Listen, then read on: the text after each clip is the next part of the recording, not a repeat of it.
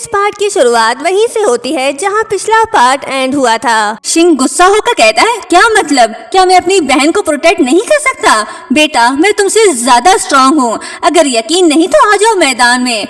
जो सुनकर वहाँ पड़ा टी फॉर्ड भी कहने लगता है, अब तो शिंग गया, क्योंकि शू वोंग तो बहुत पावरफुल है। शिंग की बातें सुन शू वोंग हंसने लगता है और कहता है, हाँ यार, चलो हो ही जाए एक फाइट, वैसे भी बहुत दिनों से किसी को धोया नहीं। जो सुन शिंग डर जाता है। फिर वो शिनयान से कहता है, क्या तुम मेरी हेल्प नहीं करोगे? तो शिनयान साफ मना कर देता है, तुम लोग अपनी लड़ाई में मुझे मत घसीटो। ये सुनकर बेचारे शिंग का चेहरा तो देखने वाला था। वो शू वोंग से अच्छी खासी मार खा के दर्द से तड़प रहा होता है और लियांग उसकी वीडियो बनाकर जख्मों पर नमक छिड़क रही होती है। शिनयान शू वोंग से कहता है, अगली बार बहना को साथ ले जाना हो तो पहले बता देना, और पी फैमिली के बॉडीगार्ड्स टीम भी साथ ले जाना। 20 बॉडीगार्ड्स काफी है ना? ये सुन शू वोंग कहता है, भाई मैं केस के सिलसिले में जाऊंगा, जंग लड़ने नहीं। फिर शिनयान थोड़ा जेलस होकर लियांग से पूछता है, बहना भूख लगी है? लियांग कहती है, इतना नहीं। तो शिनयान कहता है, फिर भी थोड़ा खा लो, किचन में नूडल्स रखे हैं। दरअसल वो लियांग के साथ उसके हाथ के बने नूडल्स खाना चाहता है। तभी शू वोंग कहता है, भाई लियांग ने मुझे नूडल्स बनाकर दिए थे, हमने साथ खाए हैं। ये सुन वो और जेलस हो जाता है। जो शू वोंग और लियांग समझ नहीं पाते, लेकिन शिंग समझ जाता है और कहता है, शिंग ने तो बहना के हाथ के बने नूडल्स खा लिए, लेकिन बड़े भाई ने अभी तक नहीं खाए। बहना, क्या तुम भाई के दिल की छोटी सी बात भी नहीं समझ सकती? हमारे बिग ब्रदर ऐसे भाई हैं जिन्हें अपनी छोटी बहना का थोड़ा सा प्यार और लाड चाहिए। और भाई, मैं समझ सकता हूँ आप जेलस हो रहे हो कि आपसे पहले शू वोंग ने बहना के हाथ का बना खाना खा लिया। जो सुन लियांग और शू वोंग हंसने लगते हैं। लियांग कहती है, मैं अभी आपके लिए नूडल्स बना कर लाती हूँ। शिंग कहता है, मैं 2 एग्स खाऊंगा प्लीज। तो शू वोंग उसे मारकर कहता है, मुझे तो तुम खुद एक अंडा लगते हो। वो सब इस बात से बहुत ही ज्यादा एक्साइटेड थे कि उनकी सिस्टर उनके लिए खाना बनाने वाली है। जिसके बाद वो सब मजे से नूडल्स खा रहे होते हैं। तभी शिंग कहता है, रुको जरा। लियांग कहती है, अब क्या है? तो शिंग कहता है, ये तो बहुत यमी है, मुझे लगता था सिर्फ मैं ही अच्छे नूडल्स बना सकता हूँ, लेकिन तुमने तो मुझे भी पीछे छोड़ दिया। जरूर इसकी कोई सीक्रेट रेसिपी होगी, प्लीज मुझे भी बताओ ना। तो लियांग कहती है, नहीं, इसमें कुछ भी सीक्रेट नहीं है। तो शिंग ऐसा प्रिटेंड करता है जैसे वो अपने पॉकेट से कुछ निकाल रहा है। सबकी नजरें उस पर कि आखिर ये लियांग को क्या देने वाला है, लेकिन वो हार्ड बनाकर लियांग को दिखाता है और कहता है, ये मेरा प्यार है तुम्हारे लिए। जो देख लियांग हंस पड़ती है और शू वोंग उसे मार कर कहता है, हम सब खाना खा रहे हैं और तुम इतनी अजीब हरकतें कर रहे हो। तो शिंग कहता है, तुम तो चुप ही रहो, कोई अपने भाई को ऐसे मारता है क्या? अब तुम्हें मेरे मेडिकल बिल पे करने होंगे, 50,000 मेरे अकाउंट में ट्रांसफर कर देना। जो सुन शिंग शॉक्ड होकर कहता है, इतने ज्यादा? मुझे तो तुम्हारी कोई चोट दिखाई नहीं दे रही। जिस पर वो कहता है, तुमने मेरे अंतरात्मा पर जख्म लगाया है, वो तुम्हें दिखाई नहीं देगा। फिर शिनयान लियांग की तरफ एक की बढ़ाता है। लियांग पूछती है, ये क्या है? तो वो कहता है, ये एक स्टूडियो है तुम्हारे लिए, तुम्हें डिजाइनिंग पसंद है ना? कब तक अपने बेडरूम में बैठकर डिजाइन बनाती रहोगी? ये मुझे बिल्कुल भी अच्छा नहीं लगता।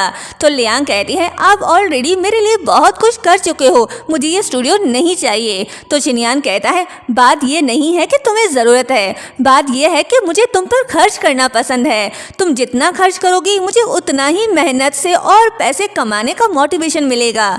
ये सुन लियांग सोचती है, क्या यही सोच होती है एक सीईओ की? और फिर कहती है, जो भी हो भाई, मैं ये नहीं रख सकती। तो शिंग कहता है, अरे तुमने बिग ब्रदर को इतने अच्छे नूडल्स बनाकर खिलाए हैं, उसके लिए गिफ्ट तो बनता है ना। अगर तुमने नहीं लिए तो बाद में तुम्हारे हाथ के नूडल्स खाने में भी नहीं शर्म आएगी। तो लियांग वो कीज ले लेती है और कहती है, अगर ऐसी बात है तो मैं दोबारा आप सबको नूडल्स बनाकर खिलाऊंगी, वो भी सी फूड के साथ।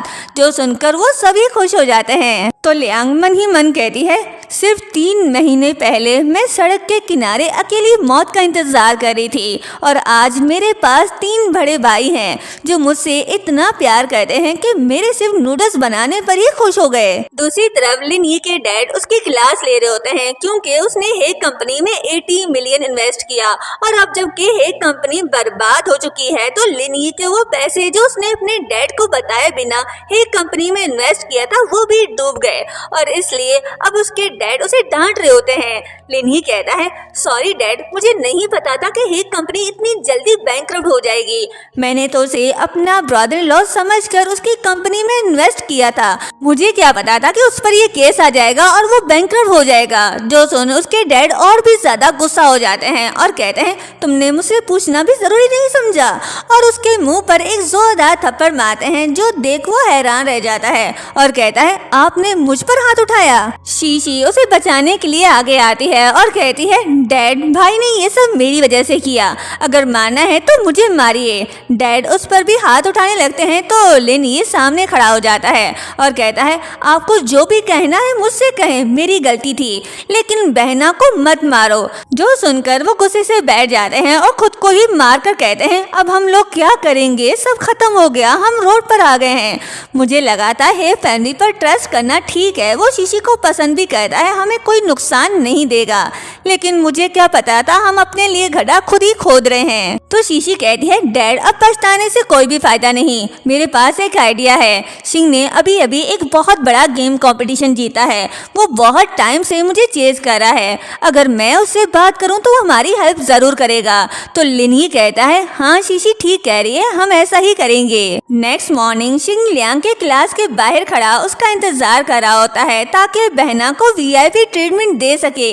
जैसे ही वो बाहर आती है तो वो उसका बैग पकड़ लेता है। लियांग पूछती है, तुम यहाँ क्या कर रहे हो, आज ट्रेनिंग नहीं है क्या?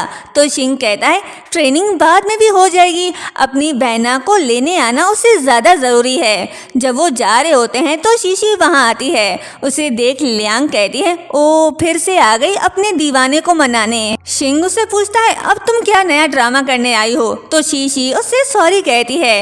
ये सुन शिंग कहता है, ये क्या ड्रामाबाजी है, क्या न्यू ईयर का कैश बोनस लेने आई हो? मेरे पास कोई फ्री का गिफ्ट नहीं है तुम्हारे लिए। तो शीशी कहती है, मैं तुमसे माफी मांगने आई हूँ, कीबोर्ड वाली बात में मेरी गलती थी, लेकिन मुझे भी सेलर ने धोखा दिया था।